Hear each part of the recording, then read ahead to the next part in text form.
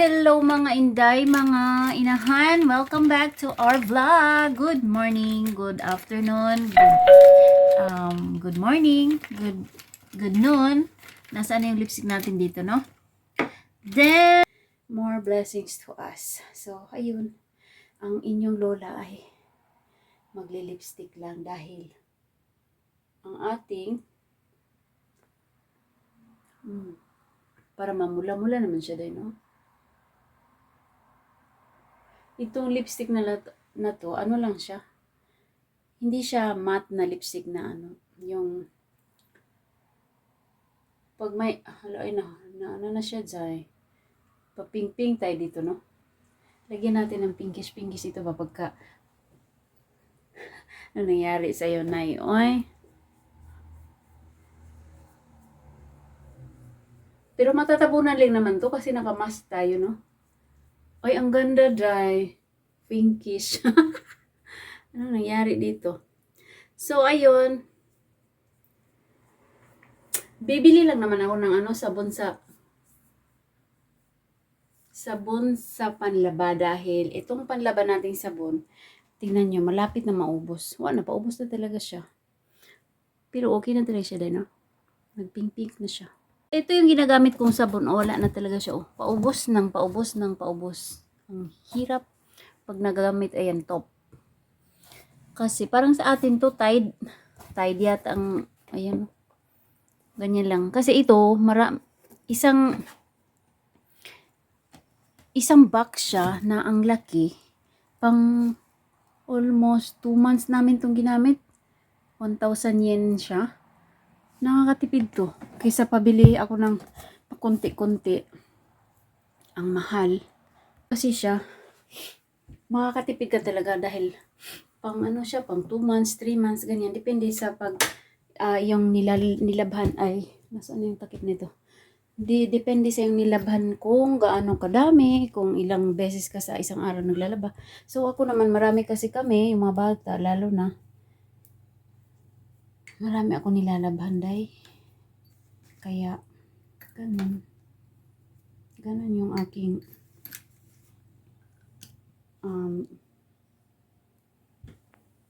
paggamit ng mga powder. So, pupunta lang ako doon sa, bibili ako ng detergent,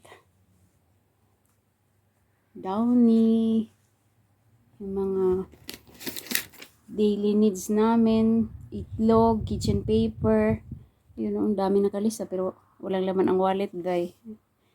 Ayan, panlaba, bacon, pan, tinapay, ayun. So, alis na tayo, mga inday, no? Yohe, itikuro ka rin eh.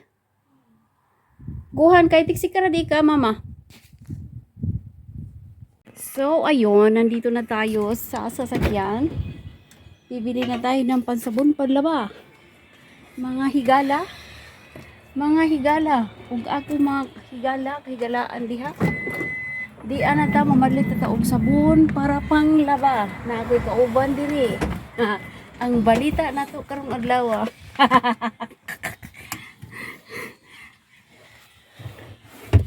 Ako rin ira na abon na kara mama. Atsoy. So alis na tayo. So mga inahan, nakauli nami. Nakabili ako ng macadamia. Oh, di ba? Dalhin ko to bukas sa working place natin para may masima tayo ba? May mapapak tayo habang pahinga. Mga 10 minutes lang naman yung pahinga namin sa work. So habang nagpahinga, ako lang naman mag-isa doon sa aking Yuki Basyo. Yung pinapaghingahan ko ng tuwing ako'y nag-rest time. So, ito na yung nabili natin today. Kunti lang yung nabili ko kasi kahapon, pakunti-kunti ako namili. Hindi maganda yung pakunti-kunti kasi dyan ka na anuhan sa budget mo. Imbes na dapat itong bilhin mo, nakakabili ka na ibang putahe ba? Ibang ibang mga bagay na hindi dapat. So ito yon, tignan nyo yung aking pinamili today. Ito yung tinapay, nakabila ko ng tinapay. Yan. Kasi mas magandang ipang merienda sa mga bata pag uwi yung tinapay kasi kaysa sa mga chichirya. Tinapay para habang nasa work kami, hindi sila nagugutom. So ito naman yung ating para sa umagahan nila, pritong manok, ganun. Gustong kumain ng sinigang, bumili ako ng ribs. Ribs tawag ba niyan? Basta baboy pang sinigang. Then yung ating para sa aspara na meat. At ito din ating karagi. Bumili din ako ng karagi. Ayun. Sa umagahan din nila to, hindi pwedeng yung mga bata kasi ayaw nila yung mga bata dito, ayaw nila ng paulit-ulit na pagkain. Hindi kagaya sa atin na kung anong meron, pagtitiisan. Yung mga bata dito, day, pag ayaw nilang kumain, day, ayaw talaga, day. Kaya wag pilitin. Kaya akong nanay, namamalingki talaga ako para may hindi sila gaano sa tinapay din pag umaga. Okay naman sa umaga, pero ang inaalala ko is yung pag nagtinapay lang, magaan kasi sa tiyan yung tinapay. Hindi nabubusog. Kasi pag yung mga bata parang matanda din yung tiyan nila. Alam nyo, pag hindi ka nakapagkain ng breakfast ng umaga, yung utak natin hindi nagsisirculate. Ayan yung ating pamumuhay dito. Pamumuhay ko nga pala, hindi sa inyo. So hindi nagsisirculate, hindi nakakapag-motivate din yung mga bata siguro, no? Hindi sila nakapag-isip na maganda sa pag-aaral nila, hindi sila basta pagutom yung tao, parang gasolina din yan. Pag walang gasolina yung sasakyan mo, syempre hindi gagana. Yung tao din, pag walang laman ang tiyan, hindi din gagana ang utak. Kaya inaano ko talaga, kahit naubusan na ako ng budget dyan, kahit mawalan dyan kasi yung pagkain nila, hindi sila nagkukulang, hindi sila kinukulang ba. Kasi iipon ka ng ipon tapos yung tiyan mo ay gutom, awa lang din, zero pa rin. So ako ngayon, kakain muna ako, may leftover ako dito. Alauna, mag-quarter to 2 na, mamalansya pa ako. Magtupi ng linabahan. Kasi pag hindi tayo kumain, gutom ang labas natin, di ba? Yung mga bata, pag gutom, nagmamaktol. Parang matanda din, pag gutom, nagmamaktol din, di ba tayo? So, ayun. Kanina, yung pinsan nila tumawag. Sabi, dadaan daw dito. May iabot sa altar ba ng biyanan ko kasi daw ng pahalad ba? Ayun yung binigay niya. Grapes.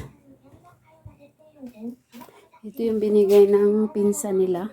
So, grapes. Ayan. Kasi pag ganitong autumn, grapes ang season. Ayun, season nila is grapes. At ringo, ayun, apple. Yan, mga ganyan. Season. Parang sa atin din. Seasonal. Oh, ayun. Paborito to ng matanda. Ayan, yung matanda kong biyanan. Ayun. Paborito niya grapes. Ito, so ayun. Binigay ng pinsan nila. So, buksan natin. Ayan. Ayan, magtutupay pa tayo mamaya. Mamalansya. Kasi bukas Monday na. So, ayun, magtimpla muna ako ng kape. Ayan. Hindi ko pa to nagamit dahil yung namuo yung dito, yung powder ba. Hindi gumana yung machine sa ating coffee maker. So, ang ginamit ko is ito munang sachet. 3-in-1. So, ayun. Kain muna tayo ng konti. Ayan yung ating coffee. Ngayon lang ako nakapag-coffee mula kaninang umaga. Dahil nagka-busy-busy tayo ba dahil paghatid doon sa ating Junakis ba may practice kasi. Alam niyo naman busy tayo lagi. So ang sarap ng ating tignan yung ating mga prutas. May kiwi, apple, banana, made in Philippines. At ang tawag nito, hindi ko alam sa English niyan. At pa, hindi ko alam sa English yan. Basta mga prutas yan lahat. Ayun, kumain na din si Dudong. So, ito yung ating tira kahapon. Kagabi. Ito yung tempura natin ginawa kagabi. Ayan. So, kaon na day. And ang ating coffee day. Lafangers. Ang pait nito. Kunting lang asukal niyan. Ayan. So, kaon. Alas 2 na talaga siya, oh. Oh, ang sarap. Ang pait. Ang sarap, ang pait. So, ayun. Mga unta. Ng slide lang.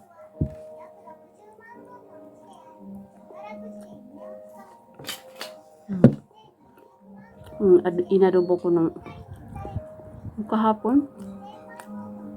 Umaga. Tira.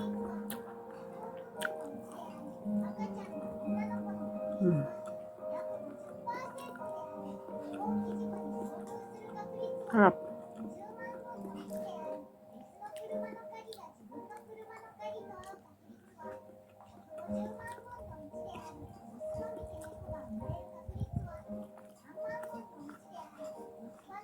Ang sarap pag adobo, no? Ha?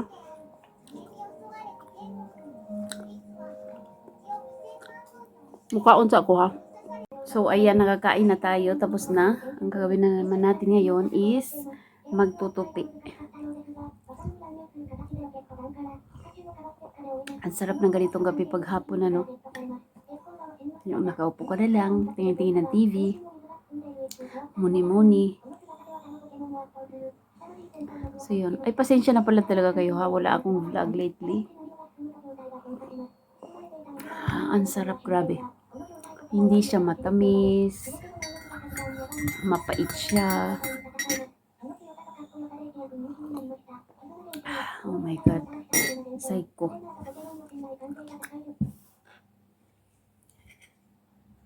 Sama. So, mga inahan, mamilo na punta, no? Manang tagkaon, no? Ganyan ang buhay namin dito sa Japan, day. Walang pahinga. Char. Talo pa namin yung nasa yung mga nani ba? Yung ating mga pambansang hero na mga nani. Talo pa namin. Ako lang, ha, hindi ko alam, ha, kung sa iba. Mga nanay dito sa Japan. Mga nakatira na dito, yung mga permanent na Pilipina. Siguro mas busy pa sila kaysa akin kasi yung trabaho nila umaga at hindi, tanghali at gabi. Dalaw-dalaw ang trabaho nila. So, yun, mas mahirap na posisyon yun. Iba-iba naman kasi tayong posisyon sa buhay. Kaya, ayun. Nugusin ako rin papa to mama ipon dito wata. Ato wata ra mo tita today. So, ayun. Iba-iba tayo ng tiyan ko dayo. Halata talaga. Bilbil. Iba-iba tayo ng posisyon sa buhay. Iba-iba tayo ng destiny. Ayan, alam niyo yun. Then, ayun. Bukas, work na naman kami. Ganyan lang. Alam niyo, mas maganda talaga. Ang sarap talaga ng buhay sa Pilipinas. Kasi, sitting pretty ka lang. Maya-maya, ganito ganyan. May kapitbahay. Kapitbahay mo, mga relatives mo lang. Kung anong meron sa kanila. Sharing, baga. Dito kasi sa Japan, sa ibang bansa, kanya-kanya kasi, kadalasan, yung mga tao dito ba, sila, mga, hindi ganong nangangapit ba? Hindi talaga nangangapit bahay. work, bahay lang yan sila. Grocery, work, bahay, ganun. Paulit-ulit lang ang routine nila. Ang boring, di ba? Sa atin kasi, pag wala kang work, nasa bahay ka lang, chismis, marites, marisol, ganun. Kung ano meron ka, sharing dito kasi wala, kanya-kanya day. Walang pakialaman sa buhay, walang pakialaman sa kapitbahay. Kayod lang ang nasa utak ng mga tao dito sa ibang bansa. Kayod, trabaho, para sa pamilya. So, medyo nakakalungkot din kasi paulit-ulit yung routine ba? Walang, hindi gaanong excited, hindi ka wala. Pagod lang ang nagigain mo. Kasi hardworking yung mga tao dito. Ewan ko ba kung bakit. Mas maganda talaga sa atin kasi andyan na lahat sa kapaligiran mo, yung mga kapitbahay, hiyawan dito, hiyawan doon. Dito walang naghihiyaw day. Hindi ka pwede maghiyaw. Kasi pag hiyaw ka ng hiyaw dyan, papulis ka ng kapitbahay mo.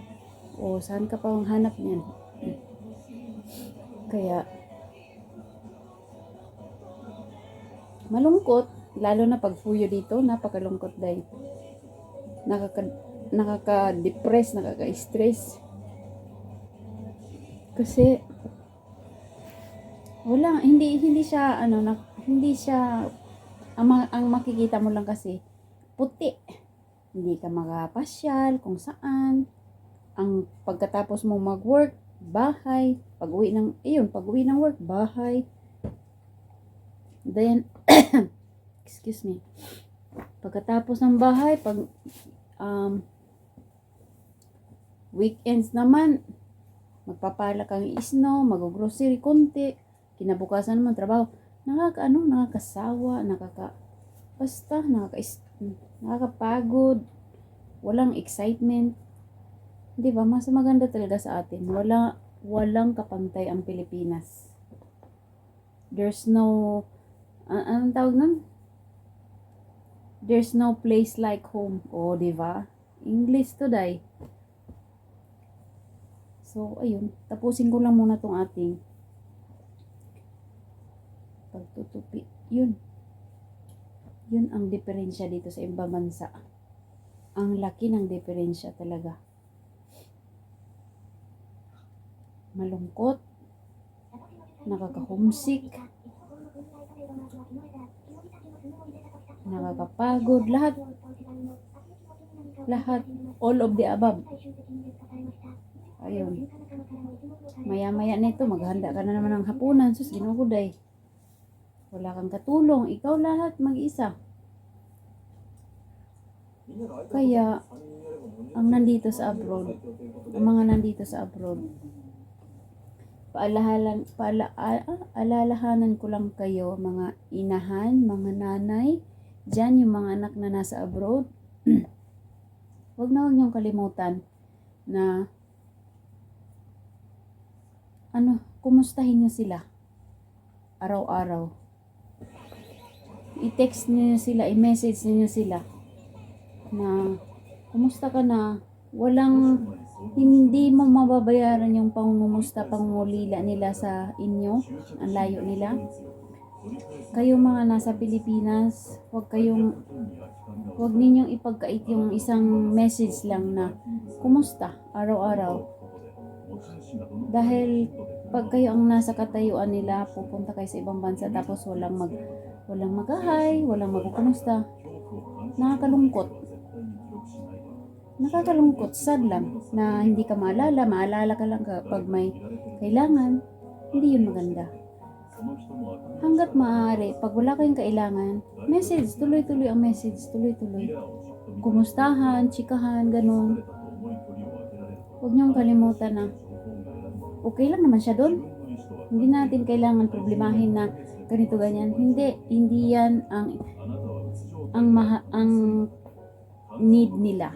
Ang need nila is yun lang, simpleng kumusta ka na, kumain ka na, ayun, ingat ka lagi. Yun lang ang pinaka-importante sa kanila. Sa amin dito, hindi mo mababayaran ng salapi. o kung ano mang kayamanan dyan, yung kumusta, yung kasiyahan nila ba, na kinukumusta mo sila. Hindi yan mababayaran ng pera.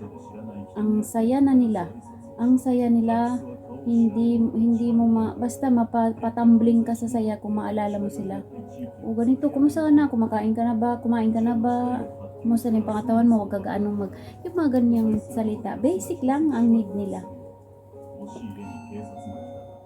Hindi nila kailangan yung kung ano-ano, hindi nila kailangan yung pag may kailangan ka lang, saka ka pa magte-text.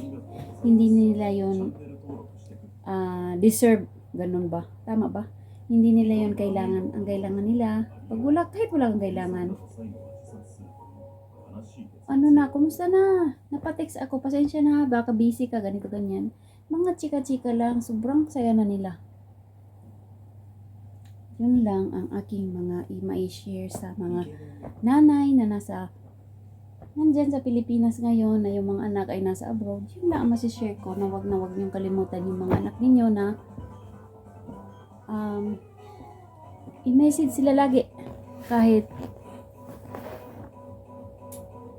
na wala kayong kailangan sa kanila, message, i-text nyo, tawagan nyo, kumusta ka na, ingat ka lagi dyan, huwag kang magpapakaano, ganun.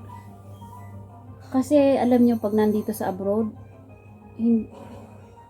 ninanais namin lagi, pinipray namin lagi na hindi kami pwede magkasakit. Sana bigyan kami ng malakas na pangatawan lagi. Kasi pag nagkasakit ka, ikaw lang mag-isa dito, nakakalungkot, nagkasakit ka, lagnat lang, wala magluluto sa'yo. Wala mag-asikaso sa'yo, unlike sa Pinas. Walang ano sa'yo ng kung anong gusto mong kainin. Walang mag-asikaso, sa madaling salita. Kaya, ang ginagawa namin dito, pinipray namin lagi na, sana Lord, wag kami magkasakit. Bigyan mo kami ng malakas na katawan, healthy. Huwag mo kami pabaybayaan. Yun lang ang aming tanging hinihiling sa Panginoon, na bigyan kami ng malakas na pangangatawan. Yun. Kaya wag ninyong ibaliwala yung mga taong nasa abroad, kasi nangungulila sila. Nangungulila kami sa pagmamahal, sa sobra, mga ilang years, may mga tao ding dekada na kung hindi makauwi, kagaya ko, mag-8 years na kung hindi nakauwi. So, sobrang miss namin, kahit na ganito kami, kahit may edad na kami, sobrang, hindi na natin kailangan yan. Hindi na natin kailangan kumusta kasi okay na siya dyan. Hindi, kahit na ako'y matanda na, nangungulila pa rin ako sa pamilya ko, ganun. Namimiss ko sila as in sobra. Hindi ko yan pwedeng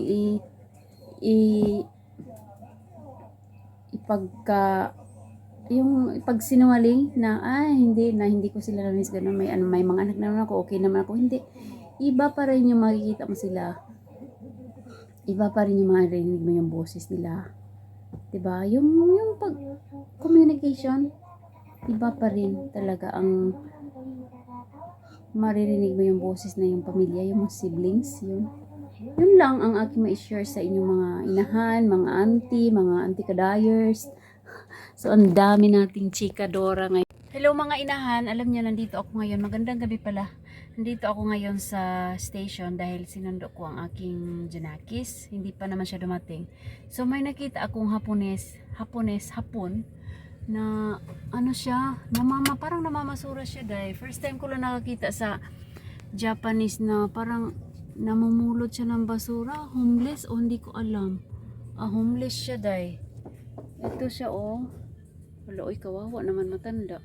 Ayan siya sa nakaupo. Tignan niyo yung mga niya, dala-dala para mga silupin, ayun. Wala, matanda, malamig pa naman. Ano kaya siya? Lasing lang ang dami niyang basura dyan sa harap niya. Basura o mga gamit niya. Wala, kawawa naman, First time ko lang dito sa city namin na nakikita ng ganyang homeless. Walang homeless dito. Marami, may mga homeless daw. Bandang Tokyo, Osaka, ganyan. Pero dito, first time in my life dito nung bago lang, nung bago. Nung mula nung ako'y nakarating dito, nagpag-asawa ako ng Hapon. Ngayon ko lang nakita yung ganitong kaso kaso ng taong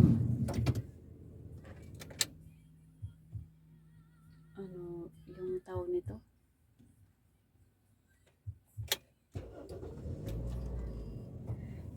na nasa ano talaga siya, as in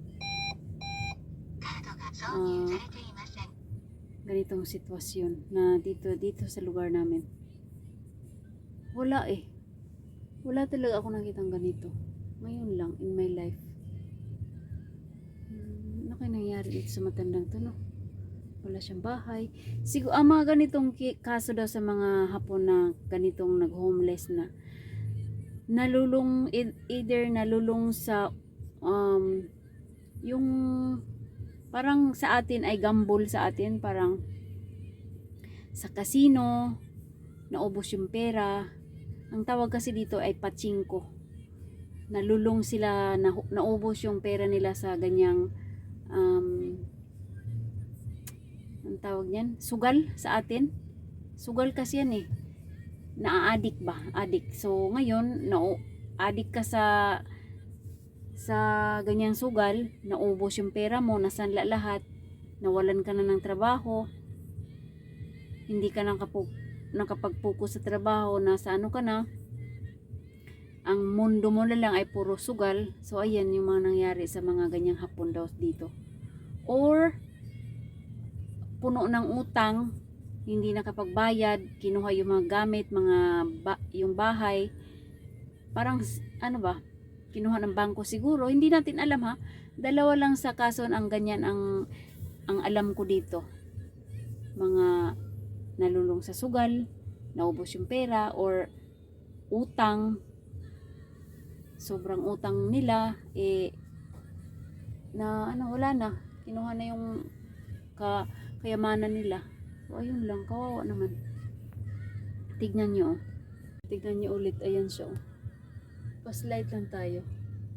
Ulo ay naka-raincoat siya, kasi grabe ang ulan kanina. Ewan ko lang kung taga dito yan siya.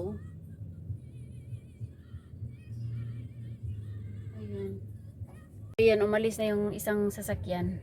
Dito na ako sa mismong harap talaga ng matanda. Tignan nyo. Ayan, may kinakain siya. Siguro chichirya yan. Ayun, chichirya chocolate. Hala ka, oy, Diyos ko Lord. No. Siguro may something itong matandang to, no? Sarap tulungan, pero hindi pwede tayo magmarunong, hindi tayo pwede magpaipal.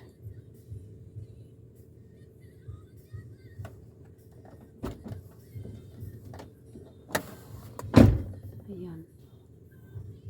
Tanda na, nasa siguro 65 or 70 plus ang edad nung nasarap kong homeless na matanda. Wawa naman, no, pag ganitong palaboy-laboy na lang, ganitong edad, ganyang edad, no, nakakaawa. Pero wala tayong magagawa dahil buhay nila yan, di tayo pwede makialam, no.